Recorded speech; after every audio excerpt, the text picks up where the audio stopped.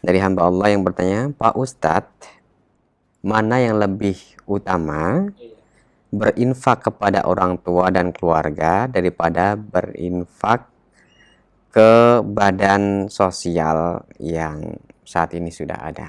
Mohon penjelasannya, Ustaz. Iya, barakallahu fiik. Mana yang lebih utama, berinfak kepada orang tua dan kerabat dan kepada badan sosial yang ada? Taib. Sangat jelas jawabannya. Ayat ini menjawab pertanyaan tadi. Iya kan? Allah Subhanahu wa taala berfirman, "Yas'alunaka madza yunfiqun." Mereka sahabat bertanya apa yang mereka infakkan. Ya. Kemudian Allah menjawab tidak hanya hartanya, tapi Allah Subhanahu wa taala menjawab ya kepada siapa harta itu diinfakkan, ya diberikan. Kata Allah, "Kul ma anfaqtum min khairin falil walidain wal aqrabin wal yatama wal masakini wabnis sabil." Katakanlah, apa yang kau infakkan dari harta, maka yang pertama kepada kedua orang tua, ya, kemudian kepada kerabat, kemudian kepada anak-anak yatim, kemudian kepada orang-orang miskin, kemudian kepada ibnu sabil, ya. Nah, Allah Subhanahu wa taala menyebutkan urutan ini bukan penyebutan yang tanpa makna.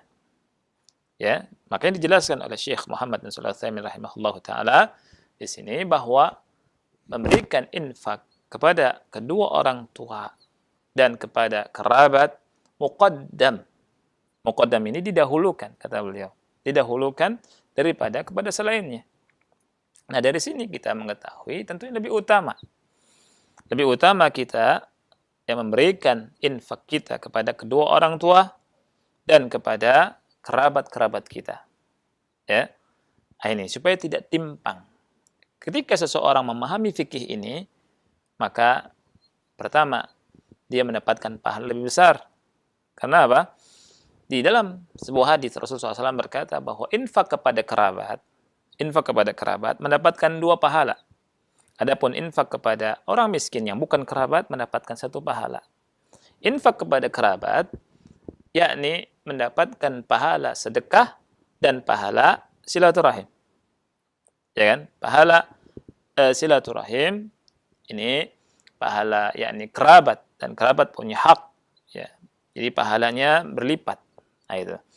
Jadi kepada orang miskin berpahala besar, tetapi tidak sebesar seseorang yang menginfakkan hartanya kepada kerabat, apalagi kalau kerabat itu membutuhkan. Ya. Nah, supaya tidak ada ketimpangan, karena kita melihat sebagian orang karena tidak tahu fikih ini, ya, dia kaya, sangat kaya raya, kan gitu, tetapi kerabatnya miskin-miskin dibiarkan, dan dia lebih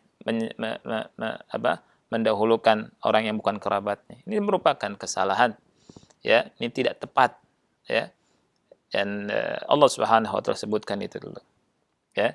Nah, kita kasih ke kerabat, ya, mungkin kita lihat bibi kita miskin, ponakan kita miskin, atau kakak kita yang miskin, ya. Nah, kalau misalkan, subhanallah, kata ulama, seandainya, ya, kaum muslimin tahu hal ini, ya, maka kerusakan itu akan tertutupi.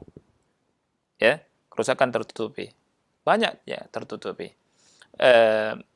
Karena ada yang minta-minta, mungkin itu kerabat kita. Kan itu. Ketika salah satu antara kita kasih infak kepada kerabat yang miskin itu, dia akan tidak minta-minta. Ya, dan juga misalkan tertutupnya perbuatan-perbuatan yang tidak diridhoi oleh Allah seperti maksiat, zina dan seterusnya. Banyak yang melakukan zina karena kebutuhan hidup.